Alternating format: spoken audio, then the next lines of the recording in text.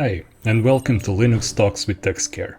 Today's video is about Common Vulnerability Scoring System, or CVSS. We talked previously about CVEs, and how they are a standardized way to describe vulnerabilities or security problems in software. But that's only half the story when you need to address a vulnerability.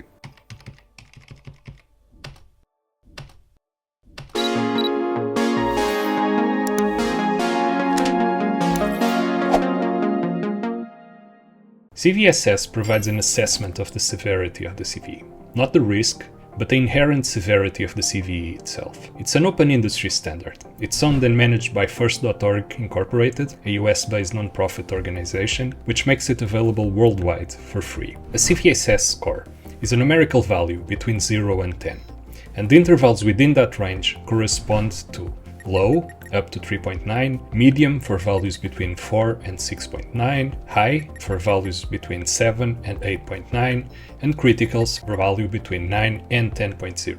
Earlier versions of CVSS had different ranges. CVSS 2 only had low, medium, and high, for example. This value, it's not magical. It comes from the assessment of different components, measured by the system.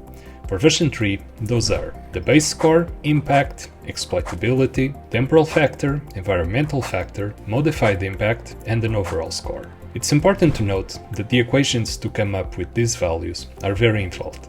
They are not simply rolling a dice and taking a value. The final result, that single number that most people associate with CVSS, is the result of an equation where the components I just mentioned are assigned different weights and thus contribute differently to the end result. The value of each of those components is often shown as part of something called a CVSS vector, where each of the components will have its value displayed directly. Let's look at one component in more detail. Let's take, for example, the exploitability metric. It's obtained by considering the attack vector, if it's network related, if it requires local or physical access, but also considers things like the attack complexity, the required privileges, and if user interaction is required for a successful exploit or not. All of these are then weighed to come up with a final value for exploitability, which in turn is again weighed when obtaining the final CVSS score. To give you an idea, Log4Shell scored a perfect 10 out of 10 CVSS 3 score. If all of that seems complex, consider that you don't have to calculate it by hand, but instead, you can use tools like the Common Vulnerability Scoring System calculator on the NVD website. By answering a few questions, the calculator will assist in obtaining a final score. There have been several iterations or versions of CVSS. Currently, the most up-to-date version is 4.0, which was released in late 2023. However, most CVE registries will still show the information using version 3, specifically 3.1. When a CVE is scored by CVSS, it should always mention which CVSS version is used for the scoring, as different versions will have different weights and even different categories altogether. So, why the different versions, you might ask?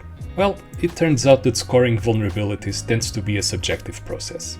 How severe a problem is can be open to interpretation. This led to situations where different teams would assign different CVSS scores to the same vulnerabilities, which in turn would lead to confusion. Thus, in an effort to contain the subjective part of the scoring process and make it more transparent for everybody, new versions of CVSS tend to have stricter guidelines on how to assign particular scores to particular behaviors in vulnerabilities.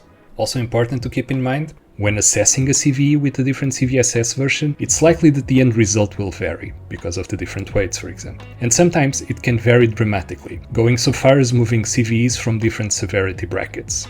It's also important to keep in mind that scores can be revised. Based on new information, a particular score or score component can be moved upwards or downwards. For example, if a vulnerability is found to have an easier path to exploit than initially sought, or if it affects more applications than initially mentioned, then it's very likely that it will be assigned a higher score. On the other hand, if the impact is not as concerning as initially sought, then it can be lowered. And this can happen at any point during the lifetime of the CVE. Understanding the different factors that come into play when assigning a severity score to a CVE helps give you a better perspective on how to handle specific vulnerabilities. By looking at the CVSS vector, you can, at a glance, understand if the potential attack is remote or local only, and prepare your mitigations accordingly while waiting for the patches. Thank you for watching, hit like if you like this video, click subscribe to receive alerts when we publish new content, and until the next one.